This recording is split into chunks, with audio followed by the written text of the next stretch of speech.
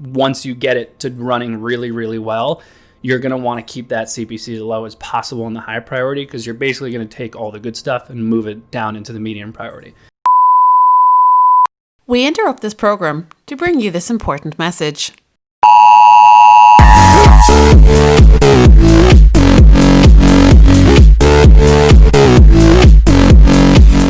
Welcome to Marketing Interruption, a daily podcast powered by BlueTuskr that interrupts your day with marketing news, tips and strategies from an entrepreneur who lives and breathes marketing. Now, let the interruption begin with your host, Andrew Maff. Hello and welcome to episode number 19 of Marketing Interruption. Andrew Maftone, host. By now, hopefully you know me. So, today I'm probably going to get a little heated because this one pisses me off. So I'm talking about the super hyper ultra mega targeted keyword search query funneling bullshit that agencies brag about. So obviously, as an agency, I will say that we do this, and I will say that we don't have a fancy term for it. We just call it our shopping campaign strategy. But I've heard some ridiculous names for this, which honestly is the correct way to run Google Shopping ads. So you don't really need to give it a fancy name, but I digress. So here's how this is done, right? So you're going to start with a high priority campaign and a medium priority campaign. Then you're going to take a product line that is very similar to itself. So you're not going to question the search terms that are showing up. So again, I film a bunch of these at once, so my dog's just been laying there the whole time. So we're going to do dog toys. So I have golden retriever specific dog toys that I'm running, right? So I'm going to have a high priority and a medium priority campaign with all my specific golden retriever dog toys. So that when an ad shows up, when a search term shows up, I'll know these are all my golden retriever dog toys. If they're not searching something like that, it's not a keyword I want. So you have your high priority, medium priority. High priority's got to have a decent budget. Doesn't have to be massive, but you're going to get a lot of broad stuff. You're going to get a lot of crap in there. This is where you're doing your discovery, you're searching.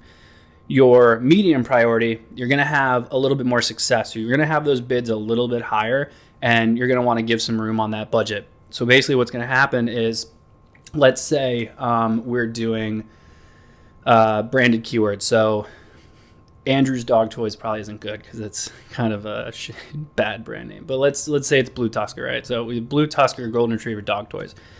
So if someone searches BlueTuskr dog toy, it's going to show up in my high priority. I'm going to negate that keyword, which will cause it to drop down into the medium priority.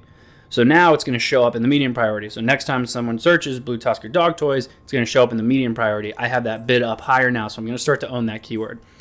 As those start to do well, you're going to constantly just negate things out of the high priority. This is why your high priority, you're going to want to keep that budget relatively low, and you're going to keep those bids relatively low because it can definitely get out of hand. And once you get it to running really, really well, you're going to want to keep that CPC as low as possible in the high priority, because you're basically going to take all the good stuff and move it down into the medium priority.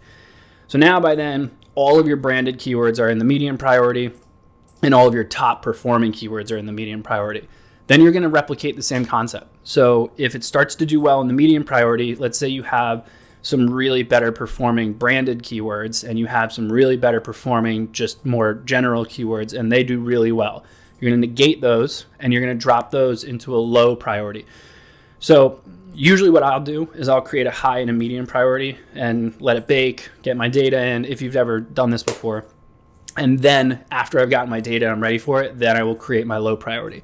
That one, big budget, big bids. Own these keywords. So this is basically that funnel concept that these agencies brag about. So you've basically gotten this keyword down to this low priority, you've jacked it up, and now you'll see over time in that low priority campaign, that's the only keyword that's in there. It's the only thing you're bidding on. So that's how they specifically bid on these one individual keywords.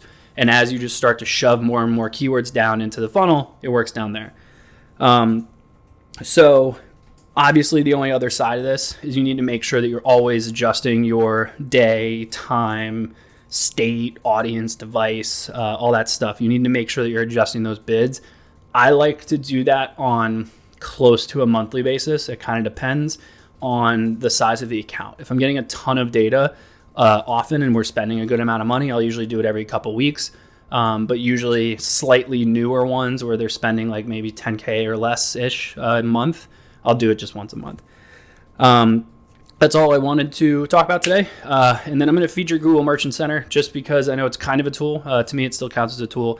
A lot of shopping ads, people say that, they don't work well for me. That's not true. They work well for all e-commerce sellers. You just have to really narrow down that keyword that you're going after. But the one thing I've learned is that a lot of people will just shove their stuff into Merchant Center and let it go straight to ads, and they don't optimize it at all. So you need to go into Merchant Center and set up reviews, set up promotions if you can. If you offer free shipping, make sure that that's mentioned, but make sure that you optimize everything that you can in Merchant Center. But that's everything I was going to talk about today. So rate, review, subscribe, all that fun stuff, and I will see y'all mañana. Thank you for joining us for today's Marketing Interruption. Make sure to rate, review, and subscribe to the show. And don't forget to email marketinginterruption@bluetuskr.com with any marketing questions you'd like to have answered on the show. And head over to marketinginterruption.bluetuskr.com to catch up on past episodes. Until next time, we now return you to your regularly scheduled programming.